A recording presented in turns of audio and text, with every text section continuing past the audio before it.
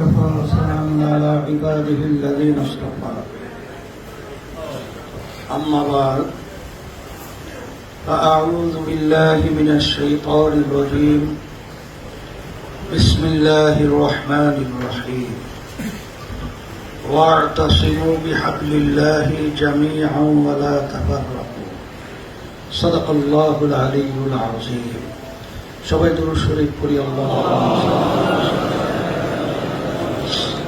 وحبيبنا ومولانا محمد صلى الله عليه وعلى آله وأصحابه وبارك وسلم শুকরিয়া আদায় করতেছি মহান রব্বুল আলামিনের দরবারে।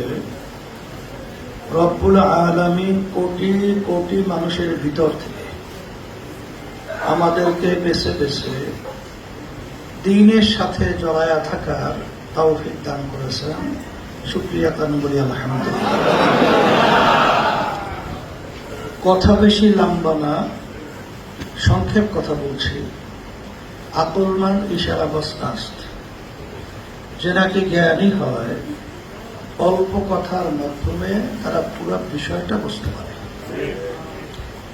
গুরুত্বপূর্ণ আলোচনা শুনতেছিলাম, আল্লাহ কবুল করলে আরো শুনব। তবে আমি যেটা দেখেছি, ইসলামী আন্দোলন বাংলাদেশের প্রতি আল্লাহর খাস মেহেরবানি রহমত আছে। তার বাস্তবতা হলো 2024 5ই আগস্ট অভ্যুত্থানের পরে যে পরিবেশ তৈরি হয়েছিল, দেশ গড়া, মানবতার মুক্তি এবং ইসলামকে রাষ্ট্রীয় পর্যায়ে ক্ষমতায়ন করা, এই সুযোগ কিন্তু আর বিগত 54 বছরে আসে নাই। এই সুযোগটাকে আমরা কাজে লাগাবার জন্য আমরা চেষ্টা করেছিলাম। আলহামদুলিল্লাহ, দেখা দৃষ্টিতে বাহ্যিকভাবে চেষ্টার ফলও আল্লাহ দান করেছিলেন। কিন্তু তখন তো আমরা বুঝি নাই, এখন অনেকটা বুঝতে পেরেছি। বলে তা কেমন? ইসলামের নামে একই দেশে কয়েকটা দল চললে আসলে ইসলাম ক্ষমতায় যাওয়ার মতো পরিবেশটা কিন্তু অনেকটা দুর্বল থাকে। আল্লাহ রাব্বুল আলামিন আমাদের মাধ্যমে ইসলামী দল সহ কিছু বলছিল আমরা দেশপ্রেমিক, তাদেরকে আল্লাহ রাব্বুল আলামিন একটা জায়গায় নিয়ে এসে সব ওই জায়গায় আটকায় রেখে আল্লাহ আমাদেরকে বের করে দিয়েছে। এখন ব্যাপারটা কি হলো, বাংলাদেশের ভিতরে ইসলামের নামে দল, ইসলামী আন্দোলন ছাড়া দ্বিতীয় আর কোনো দল নাই।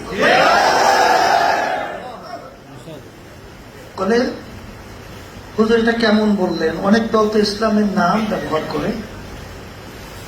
তাদের নির্বাচনী ইশতেহারের ভিতরে আপনারা দেখেছেন যে কে কি করবে, এইটা কিন্তু নির্বাচনী ইশতেহারের ভিতরে জাতীয় নির্বাচন বা বিভিন্ন সময় প্রকাশ করে।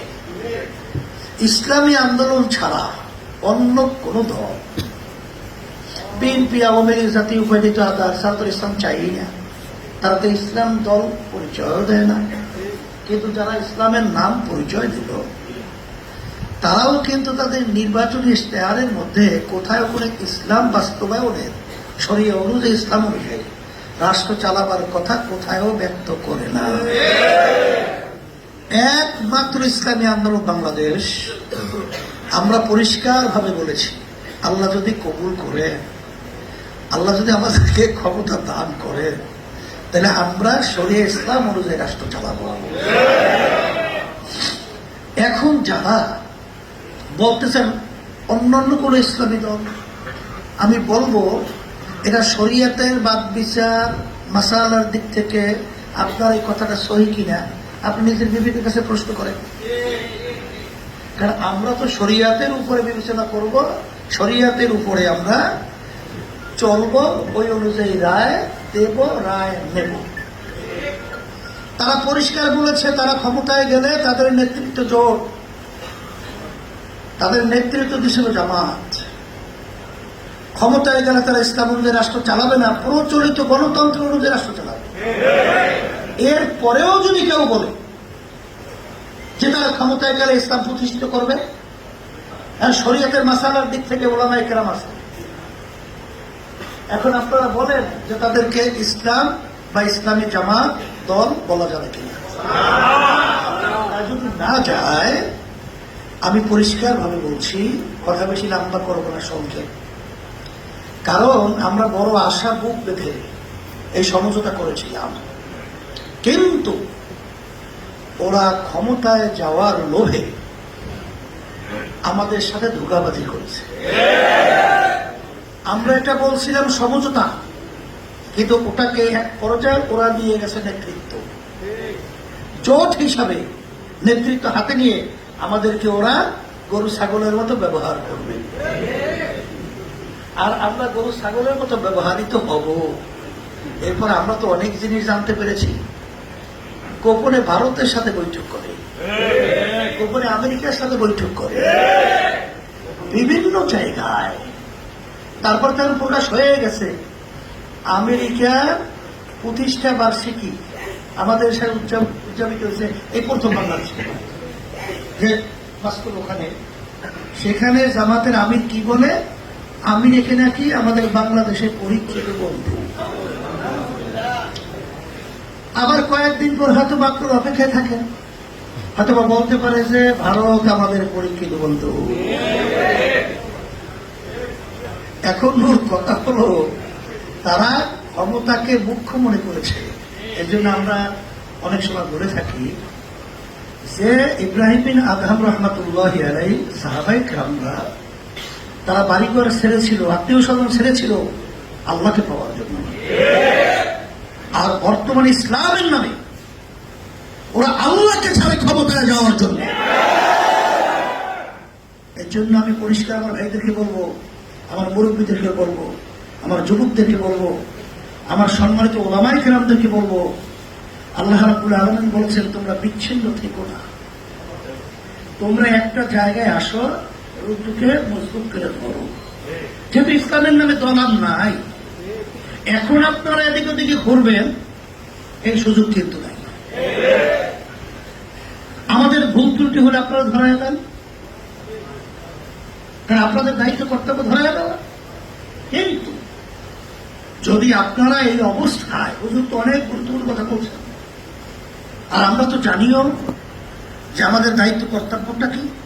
আজকে বিজাতিরা, খ্রিস্টান মিশনারি, অন্যান্য আদার্স, তারা যদি তাদের মিশন বাস্তবায়নের জন্য তারা জীবনের ঝুঁকি নিতে পারে, টাকা অর্থ খরচ করতে পারে, সেখানে বিভিন্ন ধরনের আরো আরো আরো অনেক কিছু করতে পারে।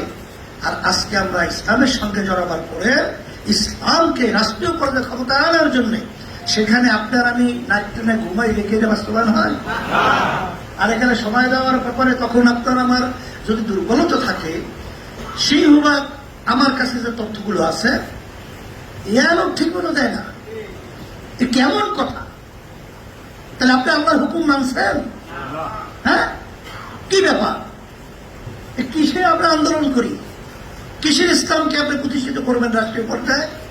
এটা হয় ওয়াজাহিদু ফিল্লাহি হাক্কা জিহাদিহি। আল্লাহ বলেন না জিহাদ করো, আল্লাহ বলছেন করার মতো করো। শব্দটা কি? করার মতো করো। করলাম তো করলাম না, ধরলাম তো ধরলাম না, ছাড়লাম তো ছাড়লাম না, এই বিষয় কোনদিন লক্ষ্যে পৌঁছে? এর জন্য আমার ভাইদেরকে বলবো, আল্লাহর রহমতে আমি সারা দেশে সফর করার পরে যেটা আমি লক্ষ্য করেছি যে আল্লাহর রহমতে আল্লাহর পক্ষ থেকে সর্বমহলে সর্বশ্রেণী পেশাজীবী সকলের মধ্যে ইসলামী আন্দোলন যে নীতি আদর্শের উপরে এবং ইসলামের পক্ষে যে তারাই কথা বলে, দেশের পক্ষে তারাই কথা বলে, এবং দুর্নীতি মুক্ত এবং বিভিন্ন দিক থেকে যে অপবাদগুলো এর থেকে মুক্ত ইসলামী আন্দোলন বাংলাদেশ তারা দ্বিতীয় দল বাংলাদেশে নাই। সেজন্যই আমি সকলকে আহ্বান জানাবো, হুজুর একটা কথা বলছেন, আপনারা এখানে যারা উপস্থিত হয়েছে এরাই শুধু করার মতো এই কাজটা করি, অল্প সময়ের ব্যবধানে আল্লাহর খাস মেহেরবানিতে একটা ভালো ফল আল্লাহ দান করবে। আল্লাহর ওয়াদা। কার ওয়াদা? আল্লাহ। এখন আমি আমার বাচ্চাদেরকে বলবো, কে কখন রওনা করব, দুনিয়া থেকে বিদায় নিয়ে কবরে যাবো জানা আছে? তা জানা যেহেতু নাই, গণ অভ্যুত্থান 2024 আপনারা দেখেছেন, হাজার হাজার উদীয়মান মেধাবী সন্তানগুলো, হাফেজ আলেমরা তাদের জীবনগুলো এই দেশের জন্য, বৈষম্য দূর করার জন্য তারা যে জীবন দিয়েছিল, তারা কি জানছিল যে আমরা কিছুদিন পর আর দুনিয়াতে থাকবো না? তাহলে যেহেতু বাঁচার মতো একদিন বাঁচেন, সিংহের মতো গর্জন দিয়ে বাঁচেন, শ্রীকালের মতো অর্থের ভিতরে ঢুকে মনে করে লাভ নাই। আজকে আমার মা কাঁদে, আমার বাপ কাঁদে, আজকে সমস্ত মানুষগুলো কাঁদে, সন্তান হারা হয়, আজকে আমাদের টাকা বিদেশে পাচার হয়, বিনা অপরাধে মানুষগুলো ফাঁসি হয়, আর আজকে যুগ যুগ ধরে মিথ্যা কিসের মাধ্যমে আজকে সংসার বিপন্ন হয়, ধ্বংস হয়। আর আজকে মায়ের বাচ্চাদের আর্তনাদ চিৎকার আর কতদিন শুনবেন? আর শ্রীগালের মতো কতদিন বাঁচবেন? শিক্ষার মতো অর্জন দেন।